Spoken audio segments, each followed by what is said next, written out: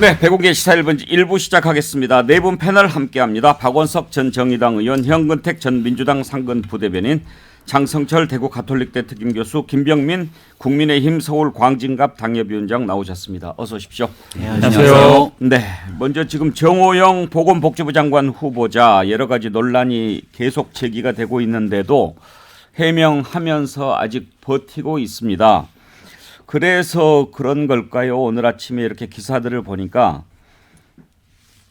모든 매체들이 단독이라는 이름을 붙여서 새로운 의혹들을 또 계속 쏟아내고 있습니다. 추린 것만 해도요. 채널A가 단독으로 정호영 아들 편입 전형기관의 평가위원장 3번 만났다. 중앙 단독으로 정호영 아들 뚫은 특별 전형 동료 교수 10명이 초안 짰다. 대구 MBC 단독으로 정호영 아들 논문 지도 교수는 경북대병원 사업 파트너. 한겨레 단독으로 정호용 법인카드 감시 뒤에 본인은 이용 제한 시간에 썼다. 그러니까 코로나 창궐 했을 때 법인카드로 뭘 썼다는 거죠. 일요신문 단독으로 기존 연구 번역한 수준 정호용 아들 또 다른 논문도 짜깁기. 한겨레 단독으로 정호용 환경부 산하기관 회의 11번 참석 3,200만 원 받아. 박원석 의원 이렇게 네. 지금 비오듯이 모든 의혹들이 쏟아지고 있는데 어떻게 하겠다는 걸까요? 그러니까 본인은 지금 해명을 하고 있는데 그게 해명이 안 되고 있어요. 국민들이 납득할 만한 그리고 언론이 납득할 만한 그런 해명이 된다면 모를까. 해명을 내놓지만 새로운 의혹이 나오고 그 새로운 의혹에 대해서 또다시 해명하지만 해명이 안 된 상황에서 또 다른 새로운 의혹이 나오고 이게 마치 이제 조국 사태 때 그 상황하고 굉장히 판박이처럼 반복이 되고 있는데 저는 그 당사자가 결단을 내리든 당선인이 결단을 내리든 양당 간에 결정을 내려야 될 상황이 온 게 아닌가 싶어요. 얼마 전에 이제 40년직이 아니다. 이게 이제 뉴스에 화제가 됐었는데 약간의 선긋기라고 보거든요. 아니 기존까지 40년직이 아니면 아니다라고 진즉부터 해명을 했어야 되는데 가만히 있다가 여론이 악화되니까 그런 언급을 인수위 대변인이 했는데요. 그 정도 얘기했으면 당사자가 좀 알아들어야 되는 게 아닐까 싶고 물론 절차적으로 그 이렇다 할 불법 정확한 어떤 불법 이게 확인되지 않은 상황에서 청문회까지 하지 않고 그냥 후보가 자진 사퇴하거나 낙마하는 게 맞느냐 이런 문제 제기를 할 수 있는데 과거의 전례들을 보면 이 정도 의혹이 나왔던 후보자 공직 후보자가 청문회에서 의혹을 말끔히 해명하고 임명되거나 이런 전례는 없었습니다. 청문회도 똑같은 그 논리가 반복이 될 거예요. 제기된 의혹들에 대해서 당사자가 해명이라고 하지만 전혀 그게 해명이 되지 않는 결국에는 정치적 판단을 내려야 되는 상황에 그 직면하게 될 거고 그 정치적 판단을 이렇게 미룰 이유가 뭐 있습니까? 여론은 계속 악화되는데 게다가 이게 두 번째 내각 세 번째 임명이라면 모르겠어요. 근데 첫 내각이잖아요. 그리고 그동안에 국민의힘에서 문재인 정부의 인사에 대해서 굉장히 비판을 많이 했었는데 이렇게 되면 정말 이건 또 다른 내로남불이기 때문에 저는 어쨌든 결단이 필요한 시점에 왔다고 봅니다. 장성철 교수 혹시 설카포라고 들어보셨어요? 못 들어봤습니다. 경북대 학생들이 이렇게 그 글을 올리는 것에 보면 경북대 공대를 나와가지고 의대 편입하는 것은 설카포 가는 것보다 더 어렵다. 그러니까 서울대 카이스트 포항공대 가는 것보다 더 어렵다. 그렇게들 글을 올린답니다. 사실 의대 편입이 쉽지 않잖아요. 그렇죠. 그런데 이제 위법이 없었다고 하는데 경북대 병원장으로 있으면서 이렇게 특별 전형을 만들고 또 부원장으로 있을 때 또 딸이 편입하고 한 명도 아니고 아들 딸이 다 편입하고 이런 부분들 이걸 이제 해명한다고 막아내고 있는데 의혹은 장대비처럼 쏟아지는데 해명이라는 우산으로 이걸 막을 수 있겠습니까? 본인은 어제도 이런 얘기를 했습니다. 도덕적, 윤리적 한 점 부끄러움이 없다라고 얘기를 하고 있는데 많은 국민들은 상식적으로 이해가 되지 않는다. 도덕적으로, 윤리적으로 문제가 있다라고 판단하는 거지 않습니까? 물론 불법적인 거는 당연히 수사를 통해서 우리가 밝혀져야 되겠지만 이러한 부분, 이러한 의혹에 대해서 제대로 된 해명을 못하고 있는 부분, 또 해명에 대해서 또 다른 의혹이 나오고 있는 부분, 그 부분에 대해서 그냥 총괄적으로 나는 문제 없어요. 나 잘못한 거 없다니까요. 이런 식으로 항변하는 모습은 이거는 공직을 담당하겠다는 분으로서 좀 자격이 없는 것이 아니냐라는 생각이 들고요. 이미 이분은 보건복지부 장관으로 만약에 임명되더라도 뭐 수행할 수가 없어요. 그러니까 이미 권위라든지 뭐 존경심이라든지 이런 것들이 다 땅에 떨어졌기 때문에 제대로 장관직을 수행할 수가 없다. 당에서는 뭐 이미 여러 가지 얘기가 나오고 있고 권성동 원내대표도 뭐 이분만큼은 우리가 다르게 생각을 하고 있다라는 얘기를 하고 있는 것을 보면 이미 좀 정리하는 분위기가 아니냐라는 생각이 드는데 본인이 좀 고집을 부리는 것이 아니냐라는 생각도 듭니다. 그래요. 김병민 위원장 특히나 예. 이제 윤석열 당선인이 내세우는 가치가 공정과 상식 아니겠습니까? 그러면 상식이라고 하는 게 뭡니까? 일반 네. 국민들이 다. 그러면 지금 이렇게 나오는 걸 보면서 좀 저 사람은 억울한 것 같다. 정말 정당하게 무슨 일을 처리했는데 저런 억울함이 좀 보인다. 이게 예. 많은가? 아니면 위법이야 뭐 수사를 해봐야 알겠지만 지금 나오는 거 보면 참 그러네. 어떤 게 더 많은가? 그게 상식 아닐까요? 네, 국민 다수의 의견이 중요하죠. 그렇기 때문에 뭐 진영 간의 대립 속에서 민주당 지지층들이 반대하는 목소리들도 일부 있을 수 있겠습니다만은 더 걱정과 우려가 큰 건 보수 진영 내에서의 목소리들도 이제 적지 않게 나온다는 거죠. 6월 1일 지방선거가 얼마 안 남아서 우리 이제 지하철역이나 아침에 보면 벌써 예비 후보들이 나와서 열심히 선거운동하는 모습들 지켜볼 수 있을 겁니다. 저희 동네에도 나가서 선거운동하는 예비 후보들이 있는데요. 나가서 이제 명함 주고 인사하면 청문회 관련된 얘기들, 후보자에 관한 얘기들이 적지 않게 보수 진영 지지층, 특히 윤석열 당선인을 응원하고 정권 교체에 힘을 실었던 분들이 적지 않게 얘기를 한다는 얘기들을 하더라고요. 그러니까 이 민심이라는 것은 굳이 경청하려고 노력하지 않더라도 피부로 와닿는 것이기 때문에 현 상황들 이해하고 있는 거라 생각을 하고요. 정호영 후보자에게는 지난 일요일이 굉장히 중요했던 시간이라고 봅니다. 예. 그 전에 이제 여러 의혹들이 갑자기 무분별하게 막 쏟아져 나왔기 때문에 병역과 입시에 대해서 본인 입장에서는 이걸 해명하기 위한 노력을 기자회견을 통해서 가졌고, 근데 일요일에 해명을 했던 내용들에 대한 재반박성 보도들이 지금 나오고 있는 거거든요. 근데 여기에 대해서 명쾌하게 다른 객관적인 사실을 입증해내기가 어렵다면 아마 여론은 지금 상황을 반전하기는 매우 힘든 국면에 있다고 생각합니다. 현근택 대변인 지금 네. 이렇게 나오는 의혹 정도면은 수사 착수가 필요한 상황 아닌가요? 그렇죠. 왜냐하면 뭐 의혹들이 대부분 아시겠지만 민감한 문제들입니다. 대학, 더구나 의대, 그것도 뭐 정시로 들어간 게 아니라 편입, 뭐 지역 할당제가 생기더니 거기에 들어가고, 또 사실은 군대도 굉장히 민감한 문제예요. 근데 어쨌든 현역 받았다가 나중에 뭐 사회봉사로 가고. 우리는 국민들이 제일 민감한 문제거든요. 그러니까 제가 보기에는 뭐 수사 안 할 수 없는 상황 같은데, 저는 근데 좀 이런 생각이 듭니다. 물론 뭐 40년직이 아니다라고 말씀드리고 지금처럼 뭐 법적 기준뿐만 아니라 뭐 윤리적, 도덕적, 국민의 눈높이 얘기는 하고 있지만 아마 조금 더 당선인 측에서 명확하게 선을 안 긋는 게 아닌가. 그러니까 이건 뭐 제 뇌피셜입니다. 막 이런 생각도 해요. 그냥 이분 한 분으로 이제 비난이 집중되면 다른 분들이 오히려 좀 비난이 덜 받는 게 아닌가, 이런 생각도 하는 게 아닌가. 왜냐하면 그래도 첫 내각이고 뭐 40년 직이라 그러면은 친한 사이 아니겠습니까? 그럼 당선이 어느 정도 이건 계속 가기 힘들겠다 정도면 아마 제가 보기에 그 40년 직인 관계를 생각하면 그럼 내가 우리 당선을 위해서 뭐 물러서겠다든지 그럴 것 같은데, 당이라든지 지금 인수위 측에서는 계속 부정적인 얘기는 나오고 있지만 이분이 뭐 그래도 계속 해명하고 버티는 거는 확실한 메시지는 안 주지 않았나, 개인적으로는 좀 그렇게 생각하고 있습니다. 지금 다 있는 거잖아요. 경북대 공대 나와가지고 의대로 편입하는 과정, 그리고 또 병역도 사회복무요원으로 빠지는 과정, 이런 과정들이 아무리 운이 좋아도 또 아무리 뭐가 좀 잘 맞아 떨어져도 이렇게까지 특별할 수 있나, 이런 거 아니겠어요? 그렇죠. 그러니까 하필이면 그 진단, 지금 그 후보자는 이제 지금 재검 받으면 된다 이러는데 벌써 7년 지났거든요. 그 추간판 탈출증이나 뭐 협착증이라는 건 좀 어르신 분들이 걸리는 거예요. 나이 먹을수록 조금 더 심해집니다. 그럼 결국은 당시에 MRI나 CT 같은 걸 보여주고 그걸 전문가들이 봤을 때 그 진단이 맞냐 안 맞냐 이걸 보면 되는 거예요. 그거를 갖고 가서 보는 게 아니라, 예를 들어서 국회에도 의사나 전문가들이 있으니까 비공개를 전제로 하면 되는데, 사실은 이름도 이미 나왔고 진단명도 나왔어요. 추간판 탈출증, 뭐 그다음에 아니면은 협착증 나왔기 때문에 더 개인정보 나올 게 없어요.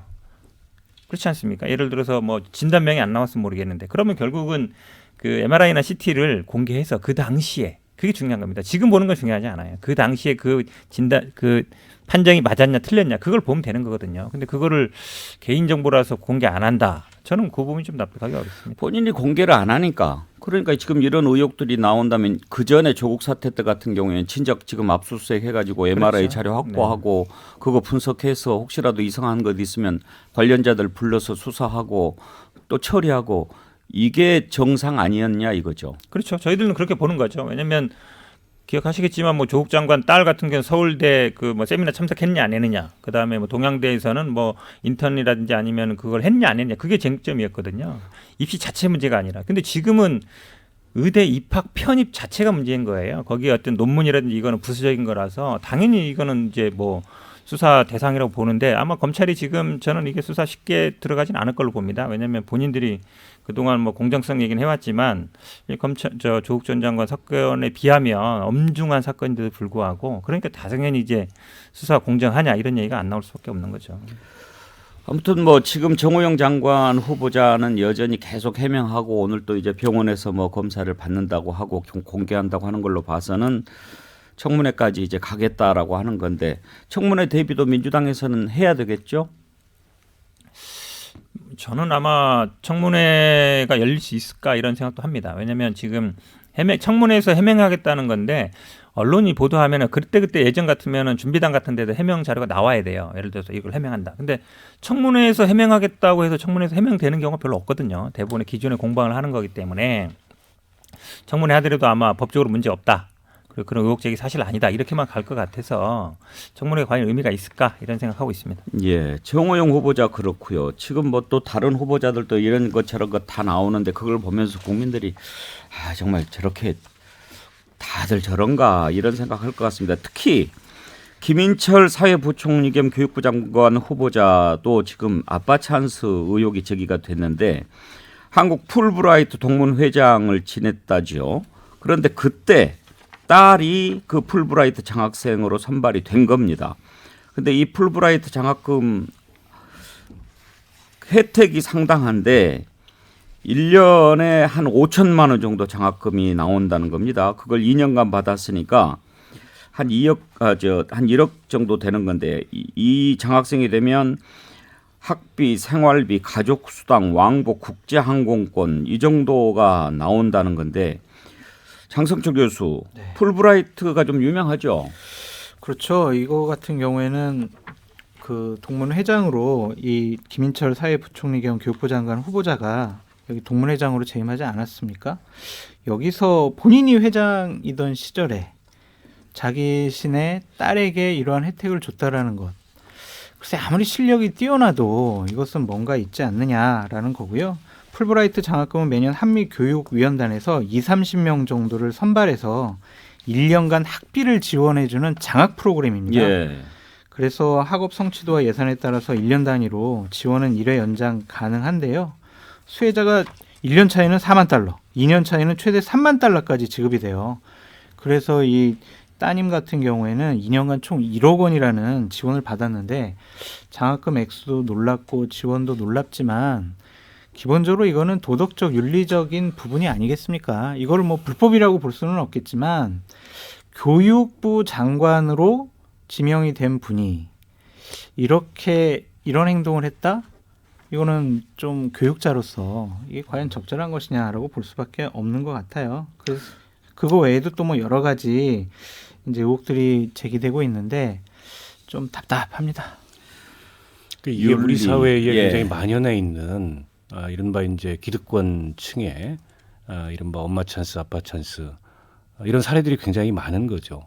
그러니까 사실 오얏나무 밑에서 갓끝 매지 말라 그랬다고 이게 이해 충돌 가능성이 있으면 저걸 회피하는 양식이 있어야 되는데 우리 사회 기득권층이 그런 양식이 없는 거예요. 그렇다 보니까 당시에는 뭐 공직에 나올 거나 이럴 생각을 안 했던 거죠. 근데 이게 공직에 나오게 되면 검증 과정에서 다 이런 문제들이 드러나는데 저는 이번 이제 인사를 보면서 제일 문제의식을 크게 느끼는 게 과연 제대로 된 검증이 있었나에 대한 문제의식을 갖지 않을 수 없습니다.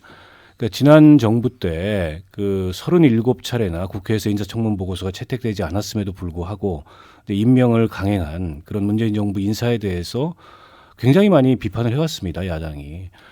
그러면 그와 다른 어떤 인사 기준과 인사 원칙이 있어야 되는데 저는 아무리 이게 인수위 기간 중에 이루어진 인사라고 하더라도 기본적 검증은 좀 거쳤어야 된다. 근데 지금 그 검증 팀장을 맡고 있는 분이 검찰에서 윤석열 후보자의 측근이었던 주진우 변호사, 동부지검 검사장을 했던 그분이 맡고 있는데 그분한테 맡겨놓은 인사 검증이 결국 이런 거라면, 결과가 이런 거라면 이거는 그냥 그 내가 임명하고 싶은 사람들, 나와 가까운 사람들에 대해서는 남에게 들이댔던 그런 추상 같은 기준이 아니고 굉장히 느슨한 기준을 가지고서 인사를 한 게 아닌가. 저는 이 윤석열 정부 내내 이런 식의 인사 기준이나 인사 검증이 반복될까 봐 그게 미리부터 걱정되고 두렵습니다. 이제는 그런 속담들도 바뀌어야 되겠어요. 각근을 매려면 오얏나무 밑으로 들어가라. 그렇습니다. 네. 예. 지금 이런 부분에 대한 해명은 어떻게 나오고 있는지 궁금한데요, 김병민 위원장. 예, 아직까지 여기에 대해서 명확하게 저도 확인한 바는 없는 상황이고 좀 전에 얘기했던 이 장학금 같은 경우는 한겨레의 단독 보도 아니겠습니까? 예. 이제 뭐 관련된 내용들 해명이 하나둘씩 나오기 시작할 텐데 걱정과 우려가 좀 되는 지점들이 없지 않아 있습니다. 그러니까 제가 이렇게 좀 현재 상황들을 조금 먼 발치에서 떨어져서 바라보건데 예. 우리가 지난 2016년도 전직 대통령 탄핵을 겪으면서 기억했던 게 정유라 최순실 씨와 이화여대에 관련된 내용들이 그 당시 젊은 청년들을 굉장히 분노하게 만들었거든요. 그 전에 나왔던 미르재단, K스포츠재단 등에 대한 이슈들이 있었지만 그게 이제 가을부터 시작됐던 국정감사까지 이어졌지만 젊은 청년들을 가장 분노하게 만들었던 건 누가 뭐래도 이대에서의 정유라 씨 문제였던 거로 저는 기억을 합니다. 이제 이게 한국 사회의 기득권에 관한 문제로서 전체적인 여론에 직면하게 됐고 그래서 이제 문재인 정부가 출범하고 나서 새로운 기대를 가졌는데 문재인 정부에서는 전문가를 거의 완전히 배제시키면서 사실 이념화 그리고 그 안에서 비전문가들이 국가에 대한 이 부동산 문제 등 많은 일들을 후퇴시켰던 거죠. 그렇기 때문에 다시금 새롭게 전문가 집단 그리고 역량이 출중한 사람들 중심으로 내각을 꾸리겠다는 당선인의 의지가 이번 내각의 피력이 된 겁니다. 근데 여기서 나타나는 문제가 자칫 잘못 다시금 과거에 있었던 기득권의 문제로 회귀하기 시작한다면 이 국민들이 가지고 있는 일반 국민 정서와 위배될 수밖에 없기 때문에 특히 이 장학금에 관련된 문제 같은 경우는 청년층들이 가지고 있는 공정과도 심각하게 연결이 될 수밖에 없거든요. 그래서 이게 그 공정한 상황에서 지급이 됐을 가능성도 배제할 수는 없습니다. 아직은 지금 언론에서 보도가 되고 있는 거니까 예. 신속하게 젊은 층들에게 영향을 줄 수 있는 이런 내용의 보도에 대해서 하루빨리 김인철 후보자가 이 당시 어떤 일들이 있었고 여기에 대한 상황의 객관적 진실은 무엇인지를 소명할 필요가 있다고 생각합니다. 그렇죠. 이게 이제 윤석열 정부 첫 내각인데 장성철 교수 이제 그런 부분이 좀 걱정이 되는 거예요. 사실 이번에 국민들이 정권을 바꾼 것은 문재인 정부 5년 동안 보여줬던 내로남불, 끼리끼리 이런 것에 대한 심판 성격이 있지 않습니까? 네. 그리고 그런 것을 바꿔보겠다. 공정과 상식으로. 여기에 대한 희망과 기대를 가져야 할 지금 시점 아닙니까? 그런데 이런 게 반복이 된다면 국민들이 얼마나 참 그 허탈하겠습니까? 네. 이게 정권을 바뀌어도 달라지지 않는구나. 이것만큼 허탈하고 국민을 좌절시키는 게 없다라는 좀 생각이 듭니다. 저 너무나 안타까워요. 저는 뭐 윤석열 후보 당선인에게 항상 비판적인 입장이었지만 정권 교체를 통해서 정말 과거 정권의 잘못된 부분들이 바로잡혔으면 좋겠다라는 생각으로 정권 교체 윤석열 당선인에 대해서 상당히 응원도 했었는데 첫 내각 인선 문제와 관련해서 이렇게 공정과 상식이라는 부분에 대해서 상당히 의심받는 그러한 일들이 벌어지는 것 자체가 윤석열 당선인이 첫 출발부터 되게 힘들게 됐구나라는 좀 생각이 듭니다. 저는 인사검증 시스템이 좀 잘못됐다고 봐요. 저희가 국회에서 장관들 인사청문 요청서가 딱 오면은요, 대략 우리 5명의 우리 직원들한테 다 업무를 맡겨줍니다. 자, 너는 태어났을 때부터 지금까지 모든 것을 다 조사해. 너는 가족관계 조사해. 너는 언론에 기고했던 거 다 조사해. 해가지고 저희들이 한 5명이 일주일간 아주 그냥 낱낱이 다 파거든요. 근데 이번에 알아보니까 인수위 차원의 인사검증 TF는 인원이 절대적으로 부족해요. 15명 내외입니다. 15명 내외가 지금 18명의 장관 후보자들 검증해야죠. 청와대 갈 수석, 비서관, 행정관들 기본적으로 검증해야죠. 할 수가 없어요. 이거는 인원이 절대적으로 부족하기 때문에 저는 검증 자체가 없었다고 봐요. 그러니까 정호영 씨라든지 김인철 씨 같은 경우 또한 예를 들면 권영세, 원희룡, 추경호 이런 분들한테 오라고 해가지고 검증을 뭐 제대로 했겠습니까? 그래서 이번은 상당히 기간도 짧았고 인원도 부족한 인사검증의 실패가 아니냐 전 그렇게 생각을 합니다. 이런 부분들을 보완할 수 있는 방법이 없었을까요, 박원석 의원? 아니 방법이 없진 않았죠. 뭐 방법을 충분히 저는 찾을 수 있었다고 보고 검증팀을 지금 저렇게 그냥 당선자의 의지로 구성을 해서 그 검증팀에 누가 있는지조차 공개가 안 되고 있는데 사실은 정부의 그동안에 축적된 검증 시스템이라는 게 있습니다. 그 검증 시스템을 당선인 신분으로 충분히 활용할 수 있었고 그래서 지난 어떤 시행착오를 반복하지 않을 수 있었던 기회가 있었는데 그게 아니고 굉장히 어떻게 보면은 주관적으로 내 사람을 쓰기 위한 그런 어떤 저는 검증 과정을 거친 게 아닌가 싶고 좀 아까 장성철 교수도 얘기했듯이 가장 기본적인 검증조차 이루어진 건가라는 그 우려를 하지 않을 수 없고요. 그 문재인 정부가 그랬기 때문에 우리도 그 정도 기준에서 공직 검증을 하면 되지 않느냐라는 다소 아니라는 생각을 했을 수는 있는데 그렇다면 문재인 정부를 그렇게 비판한 건 도대체 뭔가요? 그렇게 비판을 했으면은 기준도 달라지고 원칙도 달라지고 방법도 달라지고 결과도 달라야죠. 근데 이거는 첫 내각부터 전혀 다르지 않은 상황이 일어나고 있어서 저는 뭐 이 또한 내로남불이 아닌가 싶고 윤석열 당선인이 공정의 원칙 하나로 대통령이 됐는데 지금 뭐 공정보다 우정을 더 소중한 가치로 생각하는 것 같아서 굉장히 씁쓸합니다. 김병민 위원장께서 이렇게 당선인 가까이 모셨을 때 이렇게 얘기를 하면 좀 이렇게 그 납득이 되면 수긍을 하고 또 이렇게 바꾸고 이러는 스타일입니까? 그럼요. 네, 주변에 있는 사람들의 얘기를 잘 듣습니다. 그러니까 경청하려고 노력을 하는데 한두 사람만의 얘기를 듣는 게 아니라 굉장히 다양한 경로로 다양한 사람들의 이야기를 듣고 최종적인 판단을 내리게 되죠. 뭐 정치 참여를 저희가 선언했던 게 6월 달 말이었고 짧은 시간 안에 선거를 통해 정권 교체를 했고 말씀 주셨던 것처럼 지난 정부에 대한 부정적인 인식들이 국민들께서 많았기 때문에 정권 교체 여론이 반수가 넘지 않았습니까? 그 힘을 바탕으로 새 정부를 출범시켰기 때문에 가지고 있는 기대감이 훨씬 더 높다는 것도 잘 알고 있습니다. 그래서 지금 현재 첫 번째 발을 내디뎠을 때 현재 여론이 이렇게 좋은 상황이 아니라는 것들은 여기 계신 분들의 말씀을 통해서 다 경청하고 있을 거라 보고요. 중요한 건 그렇게 문제가 발견됐을 때 그 문제가 발견됐음에도 불구하고 끊임없이 본인의 생각을 관철시켜서 나가느냐 아니면 그 주신 의견들을 경청해 가면서 수정 보완해 나가느냐의 차이점이라고 생각을 합니다. 아마 저는 후자에 가까울 거라고 생각하고요.